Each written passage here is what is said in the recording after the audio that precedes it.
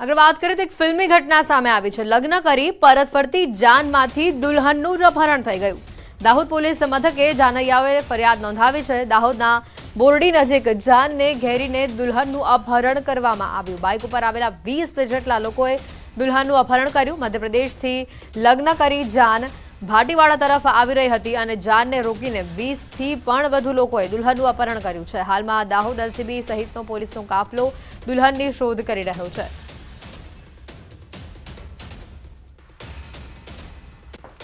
एक 4 जण મને ઓળખાયા અને બીજા તો નહીં ઓળખાયા, પણ અમે નવાગામ ચોકડી પર આવતા અમારી ગાડીની આગળ ગાડી મૂકી દીધી। પછી ગાડીની ચાવી લઈ લીધી અને જ્યારે પરણિત પત્ની વાળી હતી એમને જે ખેંચાતાણ કરી અને પછી બહાર ખસેડીને ભાગી લઈ ગયા। ત્યાં જાનનું જે અમારે સમાજની વિધિ પ્રમાણે લગ્ન થયા બાદ અમે લગભગ 6 થી 7 વાગ્યા સુધીમાં ઘરે પહોંચી ગયા। એના બાદ મને 10:30 વાગ્યે મને ફોનથી વાત મળી કે તમારા ભાણેજની જે લગ્ન કરેલી પત્ની લોકો ભગાવી લઈ ગયા। એટલે અમે ઘરેથી તરત પાછા ફર્યા અને પછી અહીંયા અમે કતવારા પોલીસ સ્ટેશન આવ્યા અને અમે પોલીસ સ્ટેશનમાં જે ફરિયાદ નોંધાવી। સાબરકાંઠામાં ધોળા દિવસે જ 6 લાખની લૂંટ થઈ છે। મુખ્ય બજારમાં વેપારીને લાત મારી લૂંટ ચલાવવામાં આવી છે। વેપારી પાસેથી લૂંટ ચલાવી બાઇક ચાલકો પલાયન થયા। દુકાને જઈ રહેલા વેપારી પાસે મારામારી કરી હતી। દુકાને જઈ રહેલા વેપારી પાસેથી લૂંટ ચલાવી આરોપીઓ ફરાર થયા છે। પોલીસે ઘટના સ્થળે પહોંચી તપાસ હાથ ધરી છે। આરોપીઓને પકડવા માટેના ચક્રો ગતિમાન કરાયા છે। આજે ઘટના સામે આવી કાયદાનો ડર જાણે આરોપીઓને રહ્યો નથી તે પ્રકારની આ ઘટના, કારણ કે ધોળા દિવસે 6 લાખ રૂપિયા વેપારી પાસેથી પડાવી લીધા। ત્યારે આ વેપારી દુકાન જઈ રહ્યો હતો ત્યારે તેની સાથે આ રોકડ રકમ હતી અને જેની લૂંટ ચલાવવામાં આવી છે। બાઇક ઉપર આરોપીઓ આવ્યા અને તેઓ લૂંટ કરીને ફરાર થયા। લાત મારી વેપારીને અને માર માર્યા બાદ તેઓની પાસે રહેલી આ 6 લાખ રૂપિયાની રોકડ લઈને તેઓ ફરાર થયા છે। મુખ્ય બજારમાં જ વેપારીને સાથે આ લૂંટની ઘટના સામે આવી। નમસ્કાર, તમામ મહત્વપૂર્ણ સમાચારો સાથે હું છું હેતવી અને સૌપ્રથમ વાત કરીશું ભઠ્ઠીમાં તપશે ગુજરાત તેની।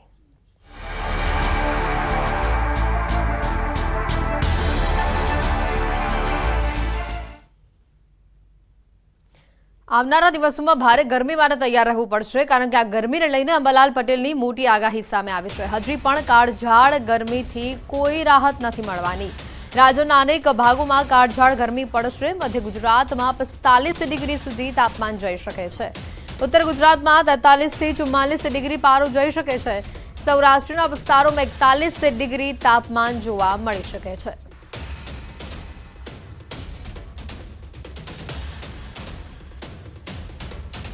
ઘણા શહેરો છે કે જ્યાં તાપમાન 44 ડિગ્રીને પાર જવાની શક્યતા વ્યક્ત કરવામાં આવી રહી છે। હમણાં ગરમીમાંથી રાહત મળવાની શક્યતા ઓછી રહેશે। હજુ પણ ગરમી રહેશે। મહત્તમ તાપમાન મધ્ય ગુજરાતના ભાગમાં 45 ડિગ્રી સેલ્સિયસ જેવું થવાની શક્યતા રહેશે। ઉત્તર ગુજરાતના ભાગમાં 43-44 ડિગ્રી સેલ્સિયસ જેવું થવાની શક્યતા રહેશે અને ઉત્તર સૌરાષ્ટ્રના ભાગોમાં પણ 41 ડિગ્રી 42 ડિગ્રી સેલ્સિયસ જેવું શક્યતા રહેશે। ગિરનારના ભાગમાં પણ ગરમી રહેશે। અમરેલીના ભાગોમાં પણ ગરમી રહેવાની શક્યતા રહેશે। એટલે ગરમી જે છે એ હજુ રાજ્યના ઘણા ભાગોમાં લગભગ ત્રાહીમાં પોકાતી રહેવાની શક્યતા રહેશે। તો જે રીતે વાત કરવામાં આવે અંબાલાલ પટેલની ચોમાસાને લઈને આ મોટી આગાહી સામે આવી છે। આંધી, વંટોળ અને ગાજવીજ સાથે વરસાદની વકી છે। 7 થી 14 જૂન સુધીમાં ચોમાસાની શરૂઆત થઈ શકે છે। આ વર્ષે ચોમાસું સારું અને વહેલું આવી શકે છે। 24 થી 26 મે સુધીમાં ભયંકર વાવાઝોડાની આગાહી છે। 120 કિલોમીટર પ્રતિ કલાકની ઝડપે પવન ફૂંકાઈ શકે છે। ઉત્તર મધ્ય ગુજરાત સહિત વિવિધ ભાગોમાં વરસાદની પણ વકી છે। કચ્છ, સૌરાષ્ટ્ર સહિતના ભાગોમાં ભારે વરસાદ આવી શકે છે। ભયંકર પૂરની સ્થિતિ પણ ઊભી થઈ શકે છે। અરબી સમુદ્રમાં પણ ભયંકર ચક્રવાત સર્જાઈ શકે છે। રોહિણી નક્ષત્રમાં શરૂઆતમાં વરસાદ થાય તો વાયુ ફૂંકાય છે। બીજા ભાગમાં થાય તો વાયરાના એટલા દિવસ ઓછા, પણ ઉત્તરથી રોહિણી નક્ષત્રમાં વરસાદ થવાની શક્યતા છે। એટલે વરસ સારું આવશે અને આ વખતે ચોમાસું વહેલું આવવાની શક્યતા રહેશે।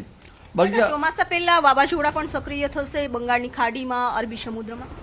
વાવાઝોડા અંગે જોઈએ તો તારીખ 24 મે સુધીમાં આંદોમાન નિકોબાર ટાપુ પર ચોમાસું બેસી જવાની શક્યતા રહેશે અને આ ચોમાસાની ગતિવિધિના કારણે બંગાળનો જે ઉપસાગર છે ભારે વલોવા છે, ભારે વાવાઝોડું થશે. તારીખ 26 સુધીમાં તો આ વાવાઝોડું ભારે તબાહી મચે એવું હશે. બંગાળ ઉપસાગરમાં દક્ષિણ પૂર્વીય તટ ઉપર ભારે તબાહી મચાવશે. 120 કિલોમીટરની પ્રતિ ઝડપે કે અત્યારથી વધુ ઝડપે પવન ફૂંકાશે. લગભગ દક્ષિણ પૂર્વીય તટેથી પશ્ચિમ બંગાળના ભાગ સુધીમાં આની અસર થશે અને આની અસર ગજબની હશે. લગભગ દક્ષિણ પૂર્વીય તટો ઉપર તો પૂર આવે તેવી સ્થિતિની શક્યતા છે. પરંતુ આ સ્થિતિના કારણે જે બંગાળના ઉપસાગરનો ભેજ અને અરબ સાગરનો ભેજ મર્જ થશે અને ભેજ મર્જ થતાં એકબીજા વાયુ અથડાવાથી પ્રી મોન્સૂન એક્ટિવિટી વખતે ગાજવીજ સાથે વરસાદ થવાની શક્યતા રહે છે અને આ ગાજવીજ જે છે એ રોહિણી નક્ષત્રમાં પણ થશે અને આ જે છે એ પ્રી મોન્સૂન એક્ટિવિટીના ભાગરૂપે થશે. પણ બંગાળ ઉપસાગરમાં જે વાવાઝોડું છે એ તો ભારે થવાની શક્યતા રહેશે. એક સાયક્લોનિક સર્ક્યુલેશન અરબી સમુદ્રમાં પણ વાવાઝોડું સક્રિય થવાનું છે. એની ગુજરાતના વાતાવરણ ઉપર અસર થશે. અરબી સમુદ્રમાં વાવાઝોડું લગભગ મેના અંતમાં ને જૂનની શરૂઆતમાં થવાની શક્યતા રહે છે.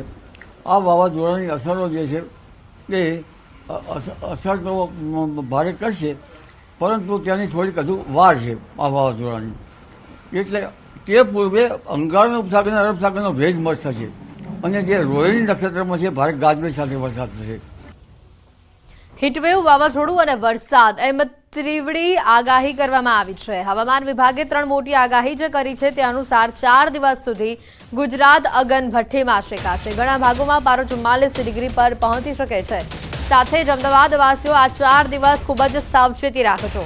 અમદાવાદમાં 4 દિવસ સુધી હીટવેવની આગાહી છે. 4 દિવસ સુધી ગુજરાતના કુલ 11 જેટલા જિલ્લામાં હીટવેવની આગાહી છે. આજે અને આવતીકાલે અમદાવાદ, ગાંધીનગર, આણંદ, બનાસકાંઠા, વલસાડ તો સૌરાષ્ટ્રના સુરેન્દ્રનગર, પોરબંદર, ભાવનગર, જૂનાગઢ, રાજકોટ અને કચ્છ માટે હીટવેવની આગાહી છે. તો 22 અને 23મી એમ 2 દિવસ ગુજરાતના 12 જિલ્લામાં હીટવેવની આગાહી છે. આ 2 દિવસ અમરેલી શહેરમાં પણ હીટવેવની આગાહી છે.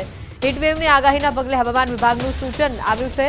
આગ ઓગતી ગરમીમાં સાવચેતી રાખવાની સૂચના આપી છે. બાળકો, વૃદ્ધો અને બીમાર લોકોએ તકેદારી રાખવી. ગઈકાલે પણ મોટાભાગના શહેરોમાં પારો 44 ડિગ્રી વટાવી ચૂક્યો હતો અને ગઈકાલે 45.3 ડિગ્રી સાથે સુરેન્દ્રનગર સૌથી હોટેસ્ટ સિટી બન્યું હતું. તો આ તરફ વાવાઝોડાને લઈને હવામાન વિભાગની પણ આગાહી સામે આવી છે. બંગાળની ખાડીમાં લો પ્રેશર સર્જાઈ શકે છે. 22મી બંગાળની ખાડીમાં લો પ્રેશર સર્જાશે અને 24મી મેના રોજ ડિપ્રેશનમાં તે ફેરવાશે. જો વાવાઝોડું શક્તિશાળી બને અને આગળ વધે તો ગુજરાતમાં 27મી મેના રોજ વરસાદની શક્યતા છે.